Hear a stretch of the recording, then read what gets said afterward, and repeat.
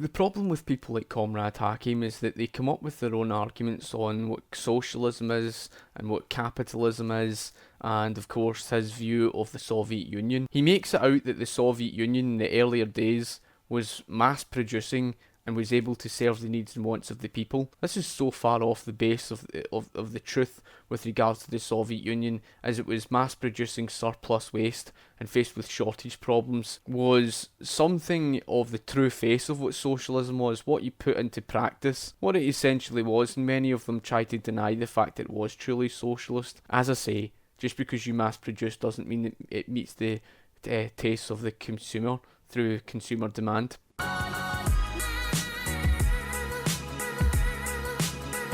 Under the socialist system of national economy in the USSR, the means of production are social property. That is, they belong to the working people in the form of either the socialist state or of the collective farms and other cooperative unions. Consequently, the products of labor also belong to the working people. He then makes the audacious claim to say that capitalism, through the profits and exploitation, all this nonsense. Under the capitalist economic system in other countries, the means of production are the private property of the capitalists and landowners, and consequently the products of labor also belong to those capitalists and landowners.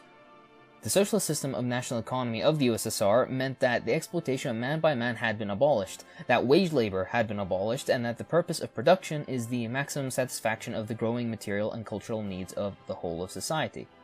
Labor power was not a commodity, there was no right to hire and fire, and workers were paid according to the quality and quantity of their work. Capitalist production, on the other hand, is for the purpose of securing the maximum capitalist profit through the exploitation, ruin, and enslavement of the working people. And I've gone on many times before about the baseless claims that they make, such as Comrade Hakim and his baseless claim to say that, it's all going to the capitalists and there's exploitation and slavery and all the rest of this, and even Dr. Richard Wolff was forced into concession that wages continuously improved. And I've pointed out so many times before on the fact that between 1840 to 1900, wages were not only improving, but the wealth distribution remained relatively the same over that period between that of the capitalist class to those who were the working class. Besides the point, and of course you could go on to the argument about slavery, because he doesn't even understand what slavery means. Going for a job interview process, applying for a job is not slavery. If you can leave a job at any given time, it's not slavery, trust me. In the USSR, socialist production developed in a planned way and without interruption. The steady rise in the living standards and purchasing power of the working people are a stimulus to increased production and a secure guarantee of freedom from crises and overproduction and unemployment. Capitalist production, on the other hand, develops without a plan. The growth of production runs up against the proletarian condition of the working people and the relative reduction of their purchasing power. This inevitably brings crises of overproduction, growing unemployment, and impoverishment of the masses. His argument where he says that they aim to make these profits, but at the same time through the capitalist system they just make this, vast waste, this surplus waste problem, and they just overproduce, and it creates this massive problem in the economy. Let me just explain to you, just from an example of history, why this is so false. Look at that of John Davison Rockefeller. He was an accountant by trade who was utterly obsessed with that of efficiency, and what Rockefeller did was he found ways to cut costs. It's why he was able to survive. It's why he was reaping the benefits and saving so much money. And that's why, despite the drop of the barrels of oil, the prices dropping, his business continued to benefit. Meanwhile, the hundreds of other companies were being hurt. He entered the oil refinery market in 1863, and by 2 years later, into 1865, the price of a barrel of oil would drop by about 50%. And as a result of the price of a barrel of oil dropping, the hundreds of other oil refinery companies that entered the market, who were wasteful, were eventually going to go out of business. They were making massive losses as a result of that, because they heavily depended upon the higher price of the oil. They depended upon the higher price. And so when the price of the barrels of oil continued to drop, these businesses were making massive losses. And part of that reason was because they were so wasteful, right? And they were inefficient. So they could not survive, and they certainly could not compete against John Davis and Rockefeller. Now, if they want to bring up about the rebates didn't even come around until the 1870s, so just take that argument and fly it right out the window, because he became dominant long before then. So they can't use the argument about, oh, it's the railroads, oh, it's all to do with the rebates. How is it? That didn't come around until the 1870s. His dominance didn't come around through any sort of bribery. His dominance was because he was far more efficient than his competitors. Rockefeller was just so intelligent over what he would do, because he was cost cutting in many other areas that made him that made his business so profitable, and it's why he was able to afford to buy his own forest. But just to use this example, what Rockefeller did was he saw that it was unreliable on the barrels of oil that were being produced by another company. These barrels that they would use to store the oil, what he saw them as inefficient. They cost $3 a barrel. So if you were to tally up over hundreds and thousands of barrels of oil, right? If you were to tally up hundreds of thousands of them, and each one of them costing $3 a barrel, that's a lot of money. That's expensive. And so Rockefeller says, I want you, talking to his employees, to produce for me barrels that would be more efficient, a higher standard of quality, and would save me money that would cost a lot cheaper. His employees managed to come up with barrels that would cost only 96 cents a barrel. So he managed to reduce the cost from $3 a barrel down to 96 cents. You tally that up over hundreds and thousands of barrels of oil, that's saving a lot of money. That's saving a hell of a lot of money. That's why he was able to make the profits that he had. The businesses that were going out of business, the businesses that were making the heavy losses, were those that were most wasteful, those that were most inefficient, that were just dumping crude oil, etc. Comrade Hakim is being contradicted, because the way he's trying to paint it is that, capitalists have this incentive to make profits, which he concedes to, but then says that they just, produce waste and that's it. Really? So he's trying to say that just producing waste makes you profits? Does it really?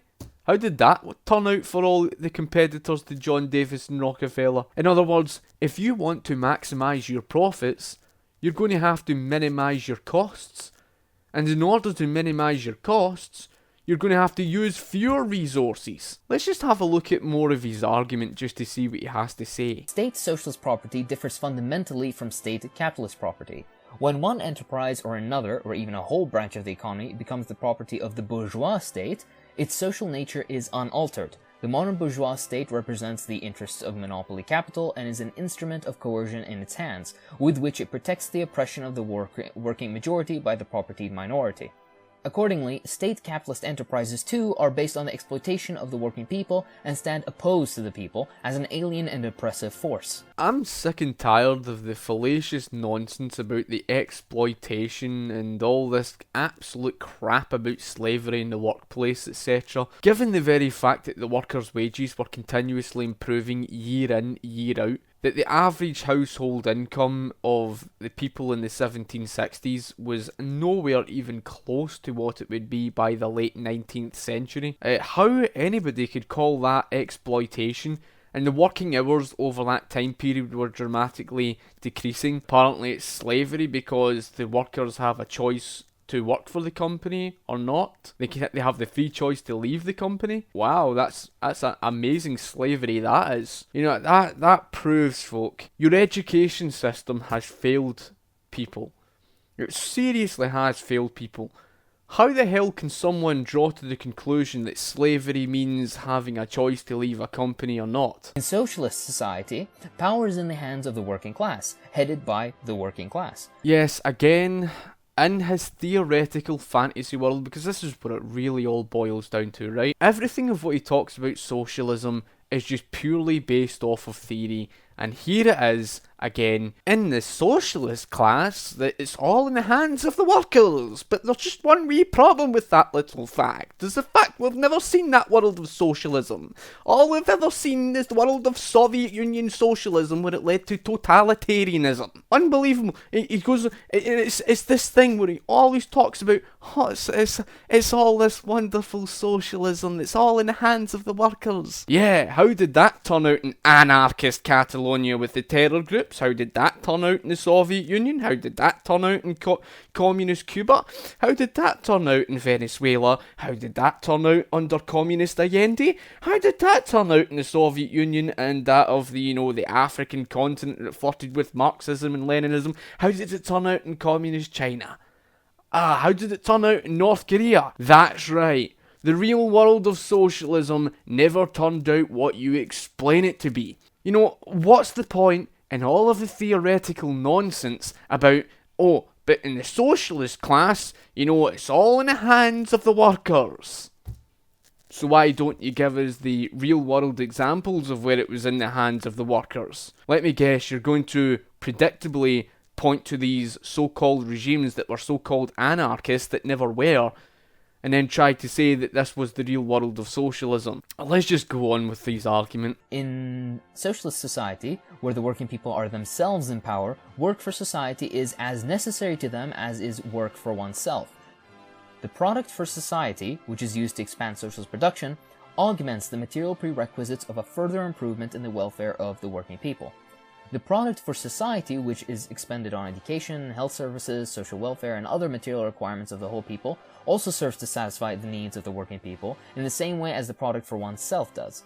Social ownership of the means of production and of the products of labor, together with the distribution of products in the interests of the working people, account for the decisive superiority of the socialist over the capitalist economic system. All the advantages of large-scale social production, which ensures an enormous growth in the productive capacity of labor, are given to society as a whole and to the working masses, and not, as under capitalism, to the exploiters. Like I mentioned before in a video on the labour theory of value and why it is so deeply flawed, and you can go and check out the video for yourself, I explained the very fact that when it comes to society, everybody's needs and wants are all different from one another. And I clearly stated that when it comes to the labour theory of value, and the problem is, value is not objective. Value is something subjective. And so what he's basically saying is that, through the central planning of socialism, is that they just mass-produced and it all served the needs and wants of the people, as if things were ever that simple. As if to say that they just produced and they somehow knew the needs and wants of the people and everybody just all wanted the same thing. Absolute nonsense in the real world. There were the massive big long waiting lines, like I explained, in the Soviet Union. And a big part of that problem was because the government could not serve to the needs and wants of the people. People who claim the USSR was not socialist due to commodity production, for example, these people are talking in absolute terms, and they will never do anything constructive towards revolution in this case, because if they ever did have any responsibility in a revolutionary situation, they would ruin it with their horrible theoretical understandings and application. Sometimes you have to be pragmatic, avoid book worship, and not twist what Marx is saying to suit your own personal biases. To conclude completely, I'm just gonna pose a few questions. Was there a reserve army of labor in the USSR? No, there was not.